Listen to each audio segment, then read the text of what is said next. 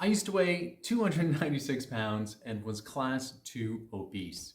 It took me about 8 years to lose the first 100 pounds, another 8 years or so to learn how to maintain that weight loss, and I'd say it wasn't until this last year or so that I feel like I finally figured out how to stay healthy and maintain this weight loss for me in the long term. Now, I made a lot of mistakes and I definitely wasted a lot of time, and I could have had faster, better results if I'd have known these couple of things when I was starting off and going through my process. Now, I don't want to waste any of your time, so let's jump right in with number one. The first mistake was having an I'll be happy when type of mentality.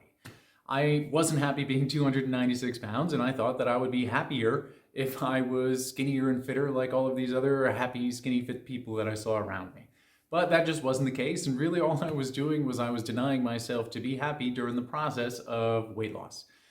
Health and fitness at its best is a way to improve your quality of life, but it's not necessarily a means to an end. It's part of the process and part of the journey, and I didn't see that at the time.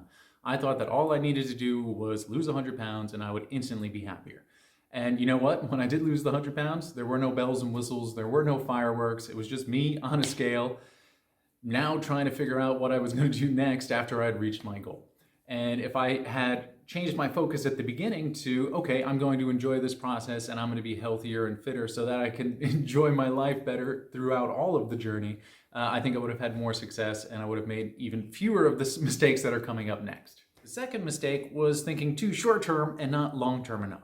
I wanted to hit my goal as fast as possible so that I could be happy as fast as possible, and that led to taking some drastic and extreme measures. For example, calorie restrictions, starving myself, focusing too much on supplementation and thinking that that would work, overtraining, and just general unrealistic expectations. And of course, none of those worked in the long term.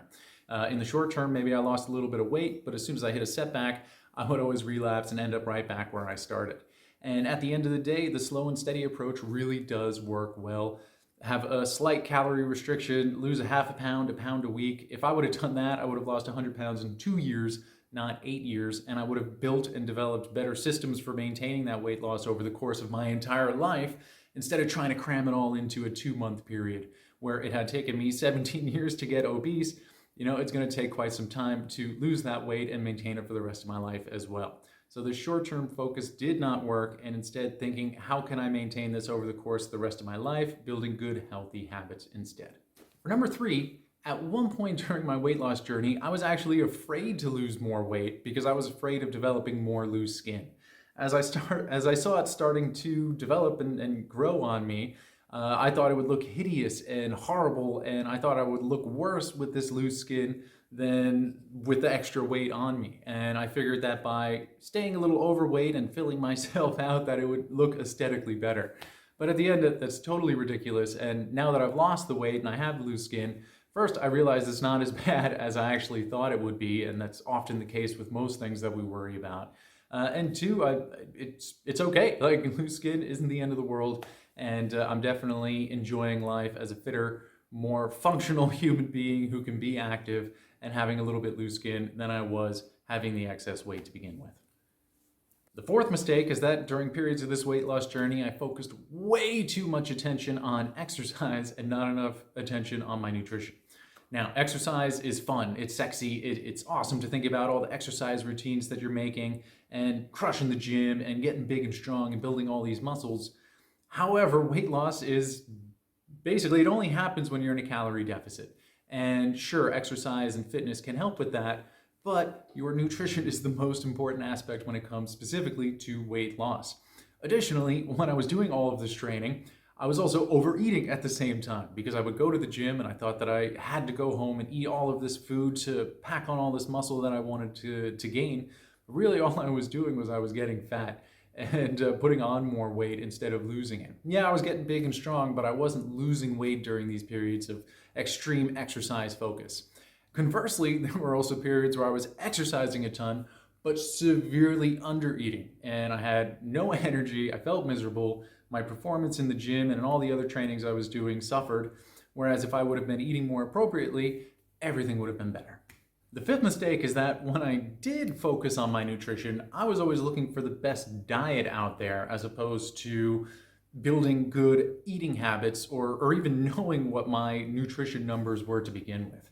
And believe me, I've tried them all, whether it was low carb, low fat, intermittent fasting, starving myself, you name it, I've tried it. And while, yeah, sadly, some of them work in the short term, they never worked in the long term. They were not sustainable. None of them were something that I would consciously want to do for the rest of my life. And when I inevitably failed and relapsed, I ended up right back where I started from. And at the end of the day, the biggest indicator of success in the long term with a diet is compliance. Is it something that you can actually stick to consistently over very, very long term? And by very, very long term, I mean probably the rest of your life. I couldn't do that with those diets, but over time I started to find healthy foods that I really enjoyed to eat. I ate them more often, and I ate them in better portion sizes and quantities. Additionally, while I was doing all of this nutrition diet focus, I was either in a severe calorie restriction or I was overeating because I didn't know my numbers. I didn't know how many calories I needed to maintain my body weight, and I didn't know how many calories I needed to lose body fat in a healthy, sustainable way that would allow me to enjoy what I was eating, still feel satiated, and never feel hungry. I've learned how to do that over the years, but I wish I would have put way more energy into learning about that in the past than I had about spending hours looking for the best workout routine to make my biceps huge. Total waste of time. The sixth mistake was thinking or feeling that if my weight wasn't going down consistently, that I was failing on my efforts. That's just not true.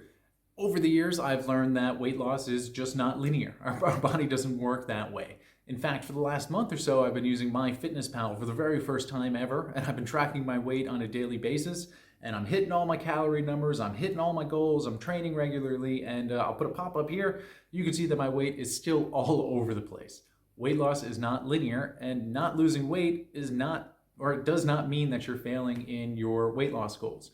In fact, there's lots of different ways that you can track progress, including before and after pictures, taking body measurements, and even just how you feel. Do you feel energetic and healthy and good and active?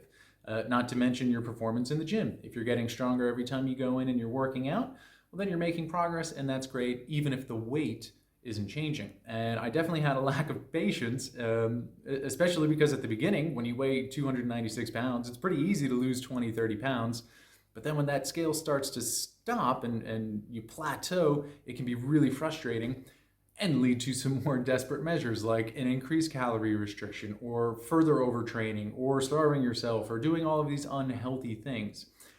Instead, I wish I would have just trusted the process and stayed consistent with my training, with my diet, knowing that over time, over the long term, the weight would gradually start to go down, and that is a better, healthier approach than all of these just really desperate things that I used to do. Speaking of tracking progress, the seventh thing that was a huge mistake for me was I did not take enough pictures.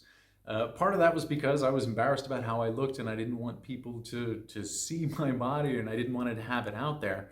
And now that I've lost all the weight, I really regret it. In fact, in all the videos that I put out now, you'll see that I'm using the same 4 or 5 pictures over and over and over again because those are the only ones that I really have that highlight just how big I was back in the day. And it's a pity for me, and I think it'll be a pity for you during your weight loss journey. But also it shows that while I was losing my weight, I was so focused on the scale and the number that was on it instead of looking at my body with the before and after pictures and using that as a way to stay motivated, to show that, hey, I still am making progress and changing my body for the better. The eighth mistake I definitely made over the years was seeing fit, attractive people as sources of authority when it comes to health, fitness, building muscle, and losing weight. It's not to say that they don't know what they're doing for themselves, but quite frankly, the more time I spend here on YouTube, the more time I look into this, the total misinformation and some bad quality information that I'm seeing out there. And I totally bought into a lot of it over the years, whether it was buying into a particular diet that someone was recommending because it caused them to lose 20 pounds in a week, and I tried it, or trying this ridiculous workout routine that I had absolutely no business doing because someone else claimed that it worked for them. Not everybody who looks good will be able to help you get in shape, lose weight, or build muscle, whatever your goals happen to be. And that includes me too. Just because I lost 100 pounds and just because I'm now a personal trainer, certified nutrition coach, and certified weight loss specialist doesn't mean that I necessarily have all of the answers for you. I hope that what I've been able to share in this video, based on my experience, you found helpful. But at the end of the day, it's always important to use that gray matter between your ears here and think critically about everything that you're reading and seeing and hearing, and to really think about you. Focus on you. What do you like? What works for you? And how can you continue to build good habits that work for you? You don't have to copy what somebody else did. You can develop your own thing that is best for your life circumstances and your goals and the pace at which you want to do it. And here's a 9th bonus tip for you. One of my biggest regrets over the years was not hitting the like button on YouTube videos that I found helpful in my health and fitness journey. So if you found this video helpful, I'd really appreciate a like and support my channel and all the work I'm doing here. And now I'd love to hear from you guys. So please leave a comment below. Let me know some of your horrible weight loss mistakes over the years, and share your information with anybody else reading the comments and who is on their weight loss journey as well. And as always, I wish you guys all the best as you continue to become the people that you wish to be.